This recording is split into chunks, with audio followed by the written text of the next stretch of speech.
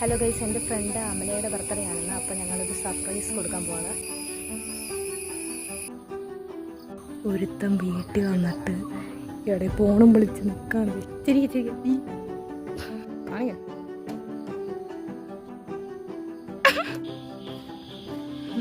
ഇതാണ് Dana.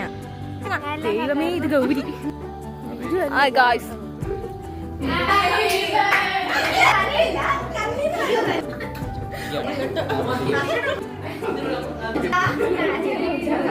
What